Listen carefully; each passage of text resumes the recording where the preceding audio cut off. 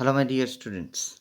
I hope that you all students well prepared osmosis theory. So this is the last lecture of solutions. Today I am going to complete all theories, and then in next lecture we will solve some in-text exercise and illustrations. So prepare well all formulae and concepts. Then we will solve in next lecture. Okay. So the next question is about reverse osmosis. See, if you know the osmosis, then reverse osmosis is totally reverse process. Okay, reverse osmosis is the important thing in our home for water purification plant, generally called RO plant. So you already learned that कि दो solution या तो एक solution और solvent दोनों हम साथ में रखते हैं उसको एसपीएम से अलग करके। तो क्या होता है, the solvent travel from lower concentration to higher concentration और from solvent to solution. Osmotic pressure की डेफिनेशन में और ऑस्मोसिस की डेफिनेशन में आपको कंसेप्ट मैंने ये क्लियर करवा दिया है। तो अब देखिए कि ये जो flow of solvent start from lower concentration to higher concentration, अगर उसको हम रिवर्स कर दें, higher concentration to lower concentration की तरफ कर दे, तो ये रिवर्स ऑस्मोसिस हो जाएगा।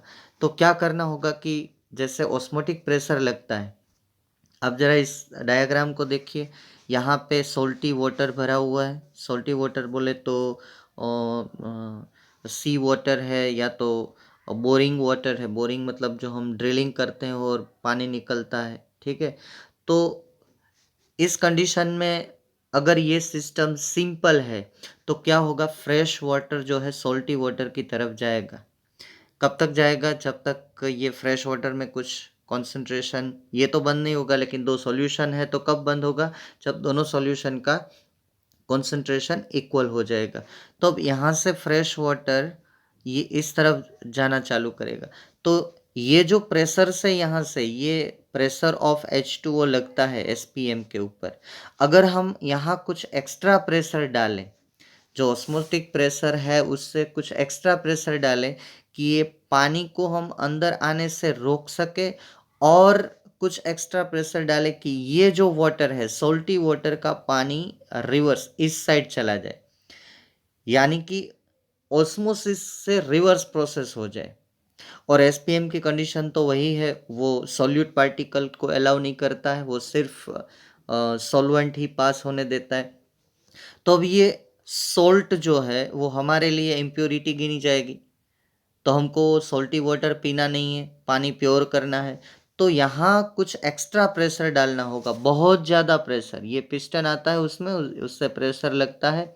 तो ये पानी का फ्लो जो है वो एक्चुअली ऑस्मोसिस से fresh water to salty water जाना चाहिए, लेकिन हम बाय प्रेशर उसको रिवर्स कर रहे हैं, उस पानी को अंदर आने से रोक रहे हैं, और जो ये सोल्ट वाटर का पानी है उसको धक्का दे रहे हैं कि वो फ्रेश वाटर की तरफ जाए।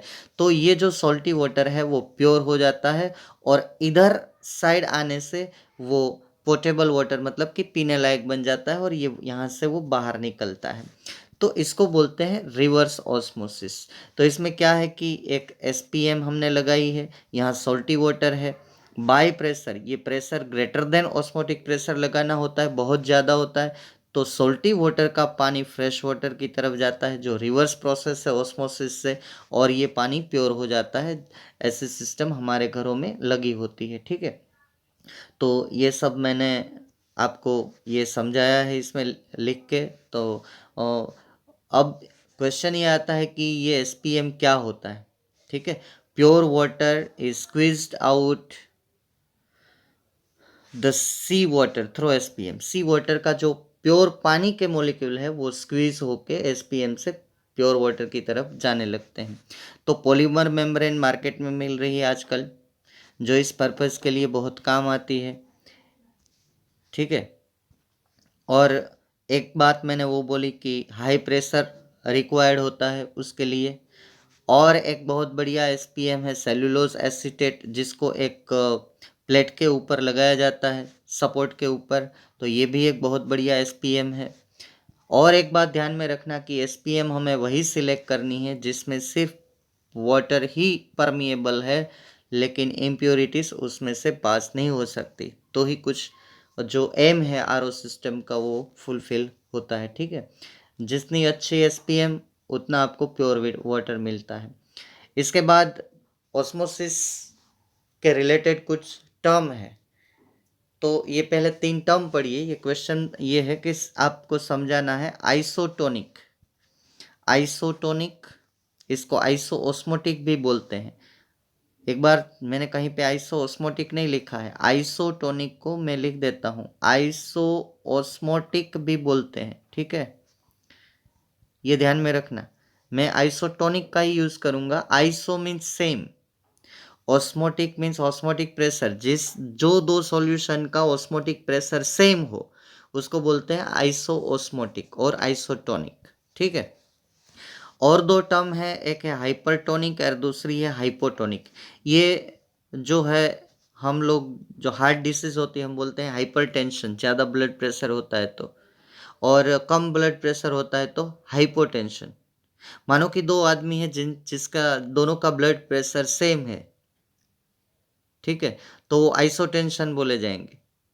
अगर दो आदमी में से एक का ब्लड प्रेशर हायर है तो वो हाइपरटेंशन का पेशेंट है, एक का ब्लड प्रेशर जो रिक्वायरमेंट है उससे लोअर है तो वो हाइपोटेंशन का। तो हाइपरटेंशन हाइपोटेंशन ये दोनों डिसीज है हार्ट रिलेटेड, उस हिसाब के से इसके नाम दिए गए हैं सॉल्यूशन के। एक तो फिर से मैं बोल देता हूँ, आइसोटोनिक और आइसोओस्मोटिक, हाइपरटोनिक एंड हाइपोटोनिक, ये आपको एग्जाम्पल के साथ समझाना है। चलिए, तो आइसोटोनिक की डेफिनेशन बहुत इजी है, उसमें मैं ज़्यादा टाइम नहीं लूँगा।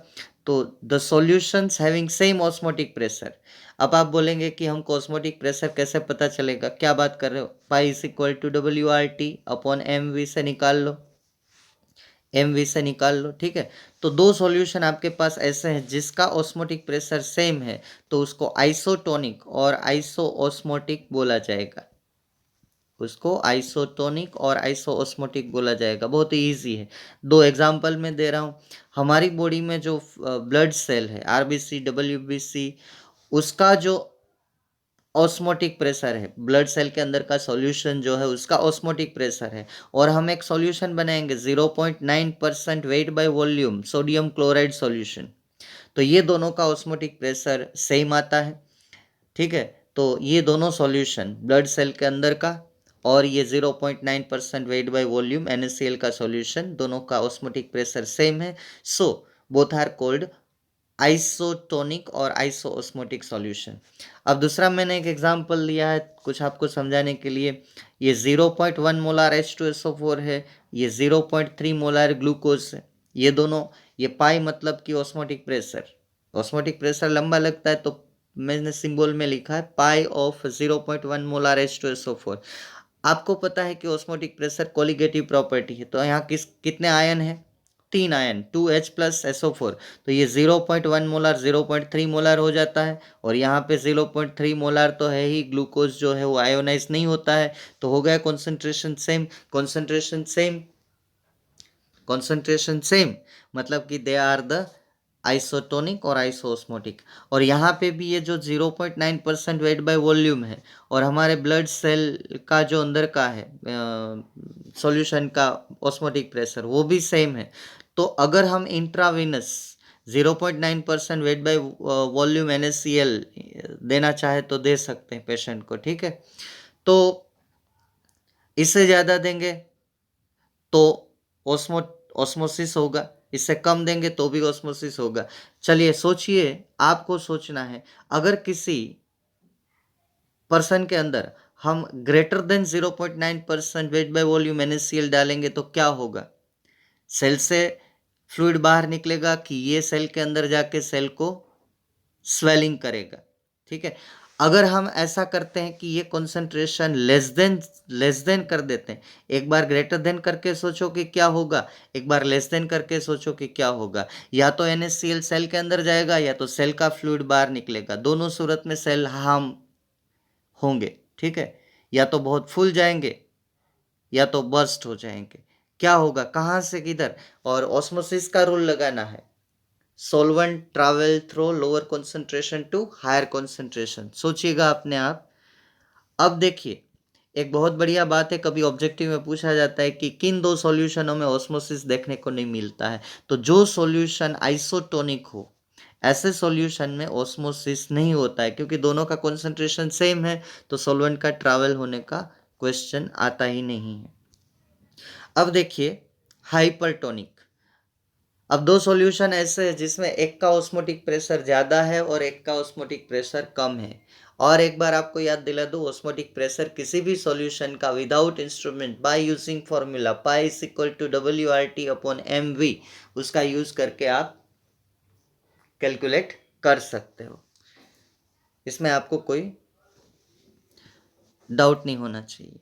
अब देखिए, दो सॉल्यूशन में जिसका भी हायर वो है osmotic pressure with respect to other solution, जिसके साथ आप कंपेयर कर रहे हो, तो जिसका ऑस्मोटिक प्रेशर हायर है उसको हम बोलेंगे हाइपरटोनिक।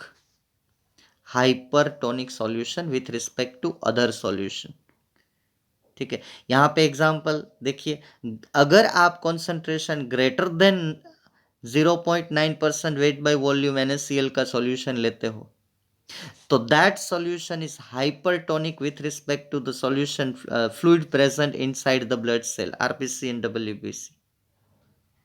अब आपको ये समझ में आ गया।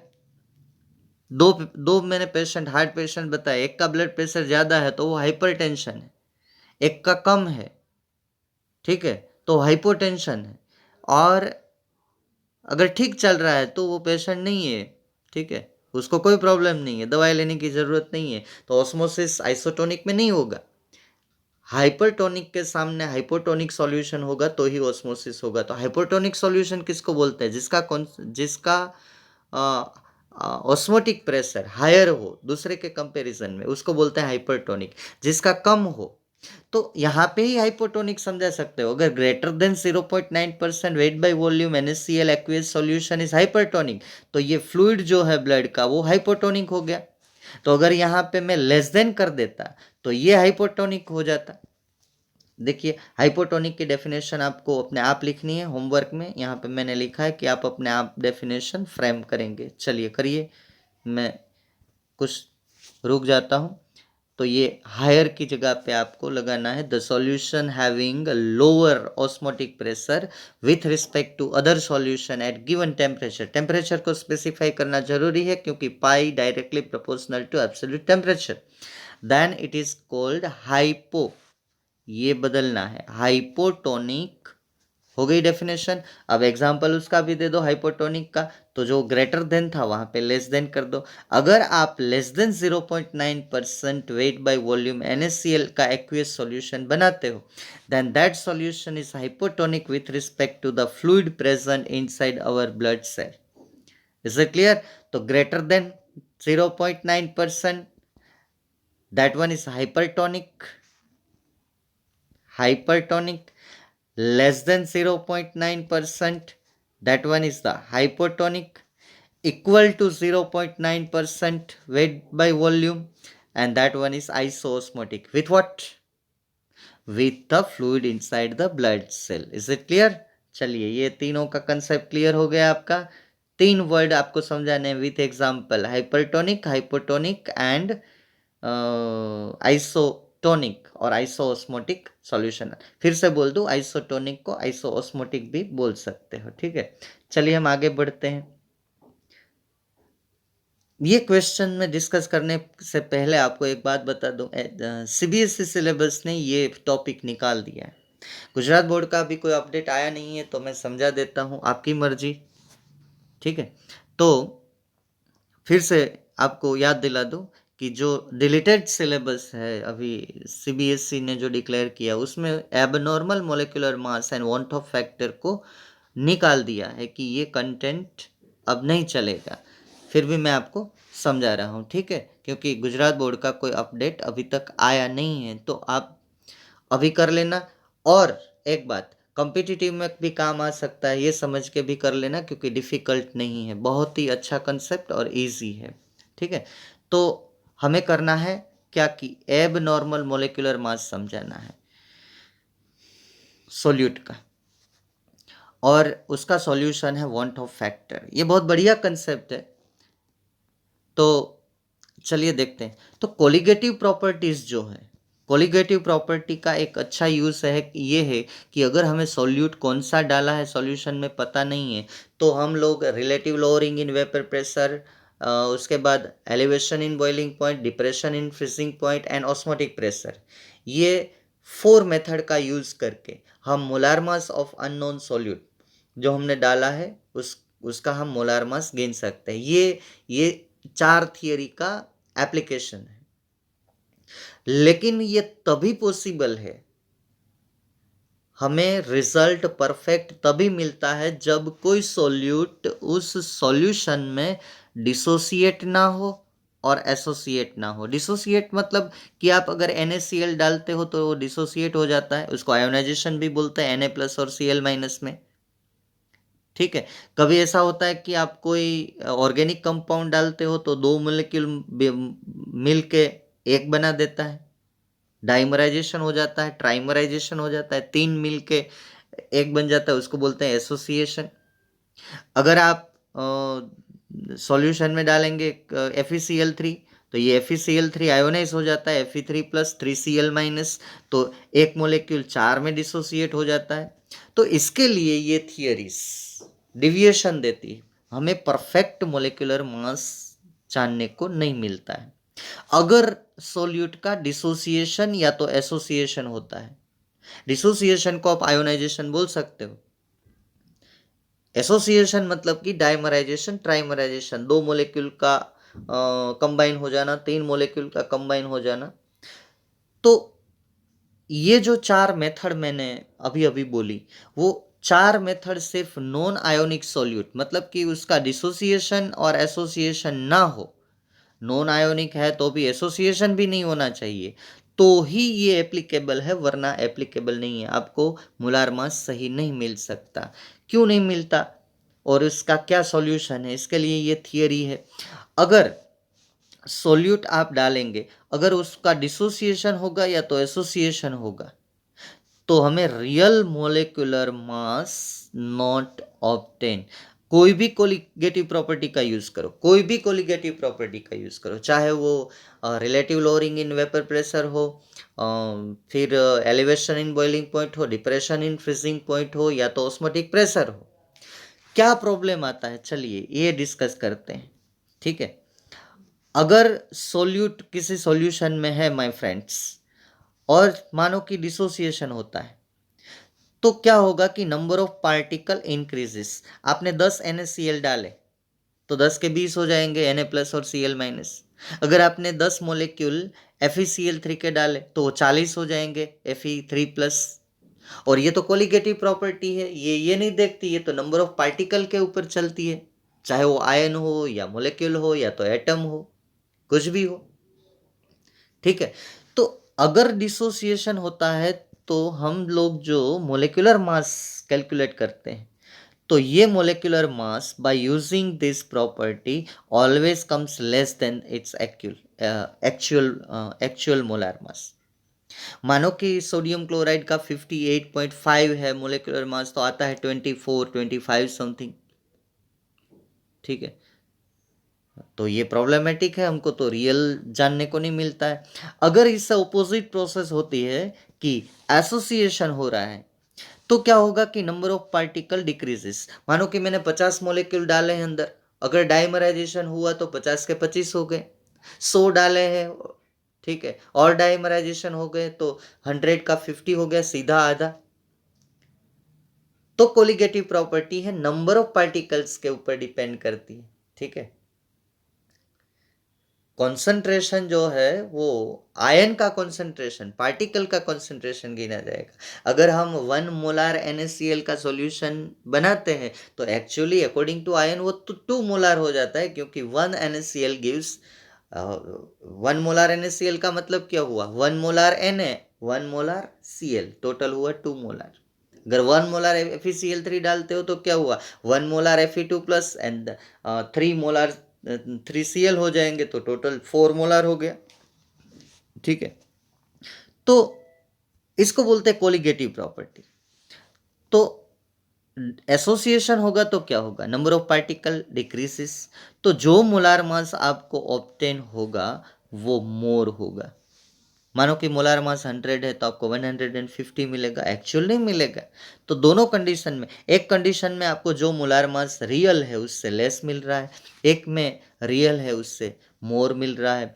तो अगर ये प्रॉब्लम आ रहा है तो इसको बोलेंगे हम एबनॉर्मल मोलार मास। यहाँ तक मैंने आपको ये एक्सप्लेनेशन दी है कि एबनॉर्मल मोलार मास किसे कहा जाता है और कब मिलता है, during the dissociation and association.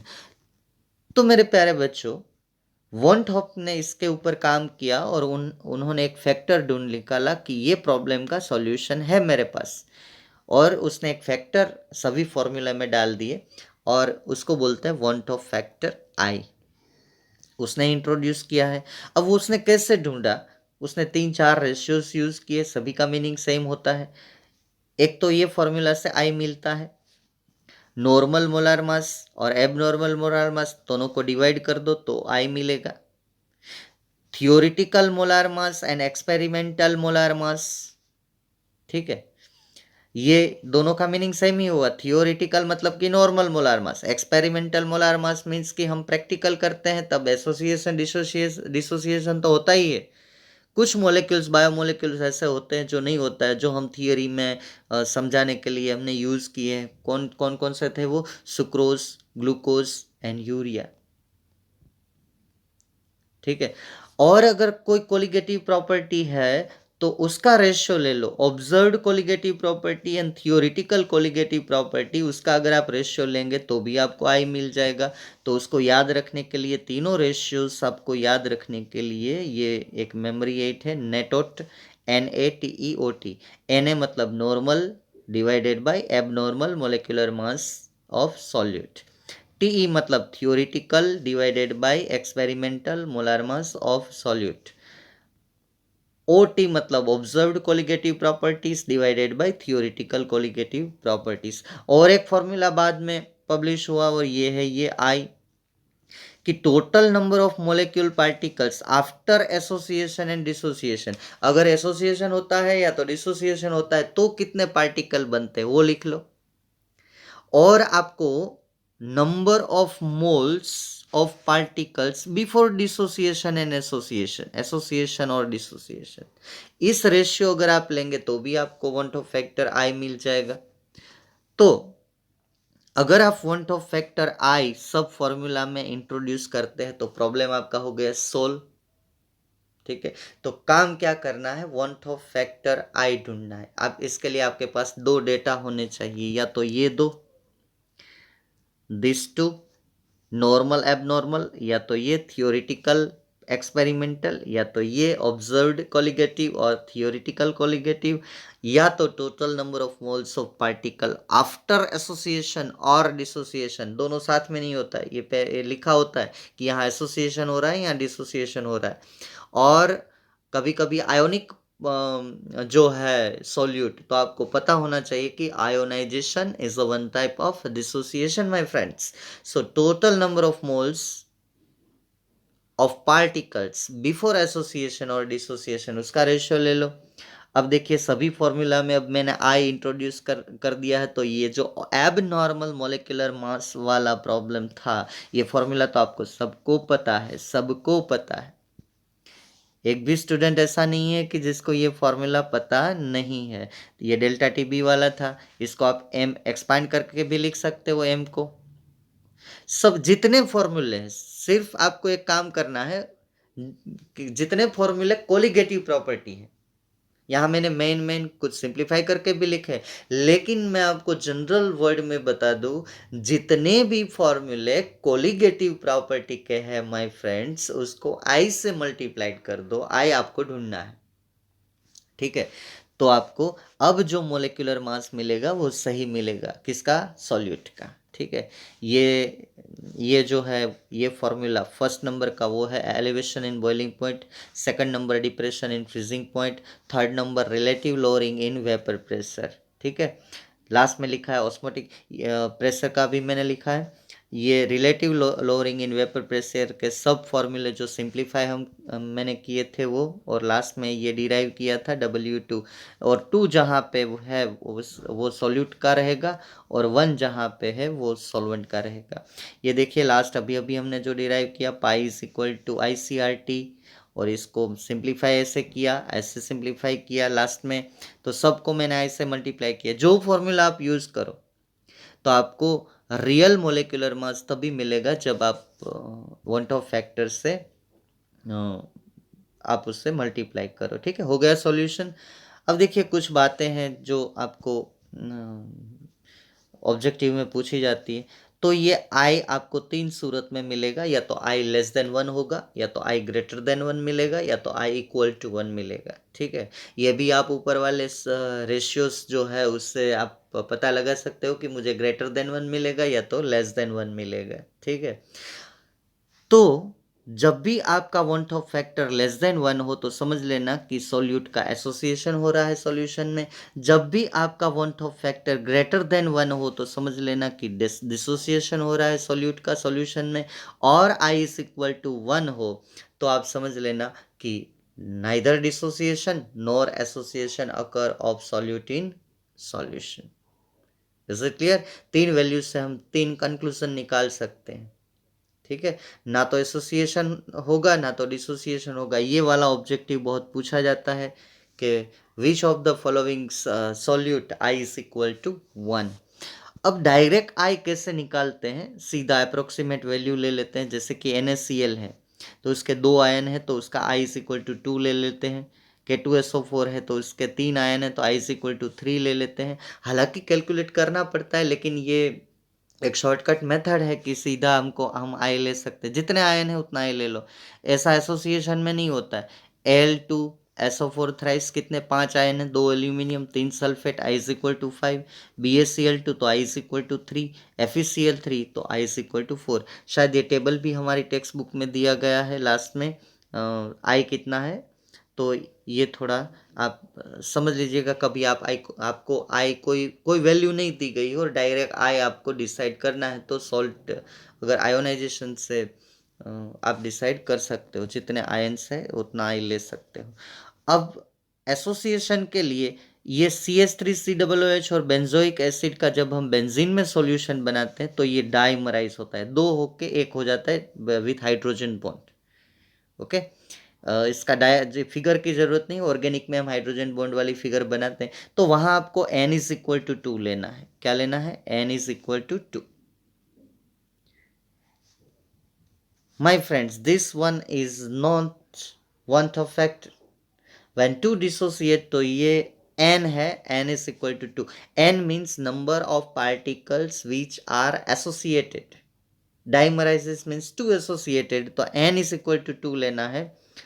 तो 2 ऐसे मैंने ऑर्गेनिक कंपाउंड बताए, एक तो एसिटिक एसिड, एक बेंजोइक एसिड। जब हम बेंजीन में सॉल्यूशन बनाते हैं तो वो डाइमराइज होते हैं। तो ये प्रॉब्लम बहुत बार आता है। जब भी एसोसिएशन का प्रॉब्लम आता है तो CH3COOH होता है, तो बेंजोइक एसिड होता है और सॉल्वेंट बेंजीन होता है, और N इज इक्वल टू 2 ही होता है।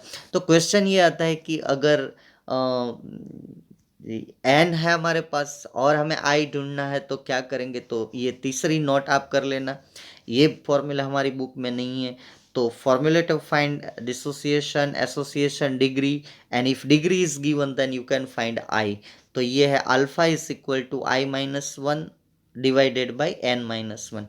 तो अल्फा है degree of dissociation, N is nothing but the number of particle dissociate. वहां जो नंबर ऑफ पार्टिकल है N इज इक्वल टू ले लेना है, जैसे कि NaCl तो आपको N इज इक्वल टू 2 लेना है, FeCl3 तो यहाँ N इज इक्वल टू 4 लेना है, Al2SO4 थ्राइस तो यहाँ N इज इक्वल टू 5 लेना है और I फाइंड करना है, ठीक है।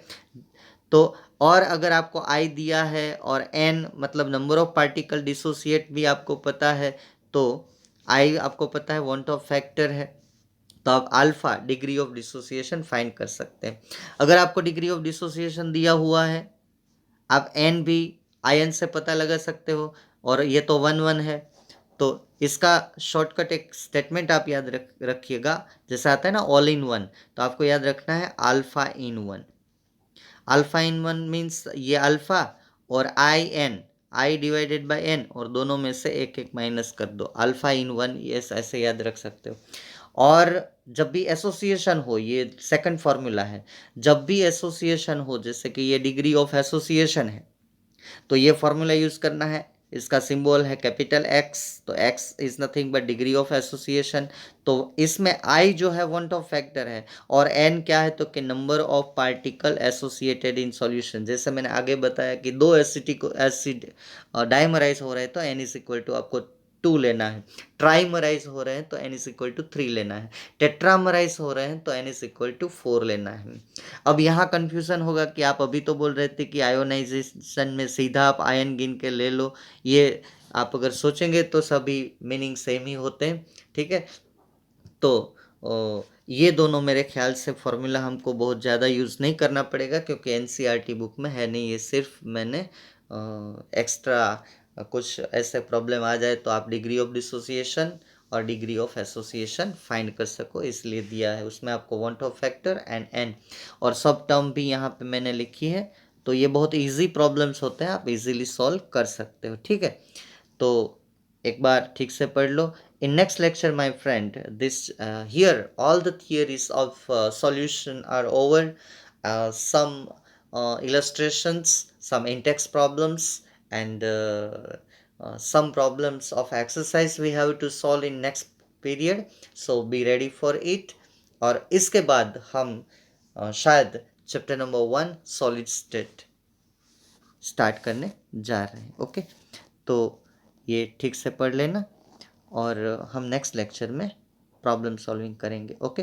Thank you friends, thank you very much.